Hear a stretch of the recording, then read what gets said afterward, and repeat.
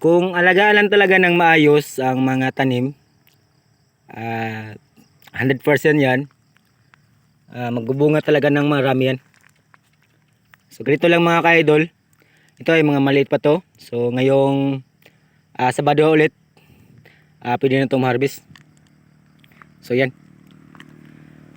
So kailangan talaga dito yung i-check palagi yung sitwasyon nila, kalusugan.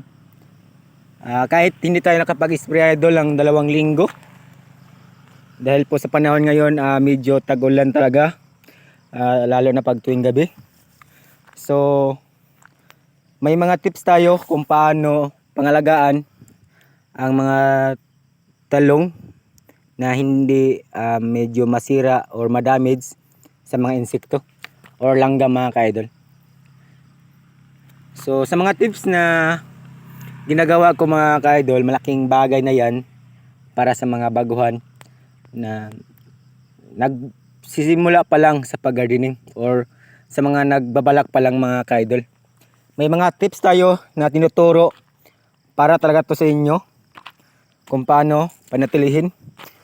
So katulad nito idol, kung may mga nakikita tayo nitong ganito, ang gagawin lang natin ay putulin at itapon sa malayo para hindi damage yung iba.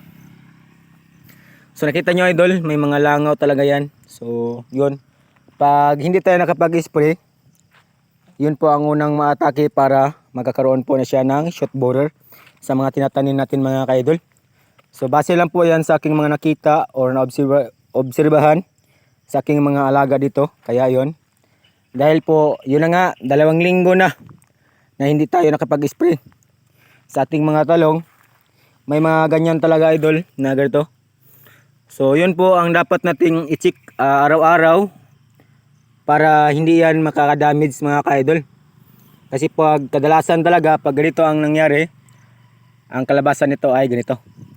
Magtaka lang tayo idol na bakit namatay ang ganitong sistema. So putulin natin yan para tingnan natin mapanatili yung kalusugan sa ating mga tinatanim. So 100% naman mga ka-idol, yung bunga talaga okay pa naman, tuloy-tuloy siya kahit pa paano. So yun, dating gawin mga ka-idol, hindi na talaga ako nag-pruning sa aking mga alaga or sa mga tanim natin dito idol, para i-share ko naman sa inyo bakit hindi ko to nag-pruning. So para sa akin mga ka-idol, nasa atin naman talaga kung anong dapat nating gawin. Nasubukan ko rin talaga yung nag-pruning tayo sa puno. At yun, kailangan talaga dito yun idol na may lubid or railings mga ka-idol para sa pundasyon sa mga talong. Dahil wala siyang tibay pag pinuputol po natin ng ganitong sistema mga ka-idol. Walang tibay yung main ano niya, itong idol. Walang tibay pag mahangin, matumba pa rin. So walang silbi yun. Pero mas maganda yun idol dahil maganda tingnan yung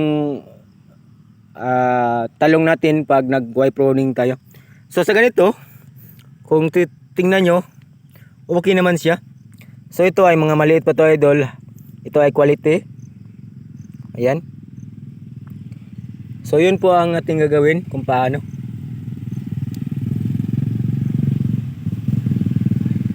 So yan mga ka-idol,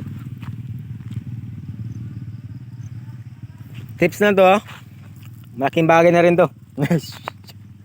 So ito, ayan idol, kita nyo, ito wala na to. So puputulin natin yan para hindi to mag-damage sa iba. So pag tinitingnan yung ganito idol, 100% okay talaga siya pag sinicheck palagi yung sitwasyon. So ganito.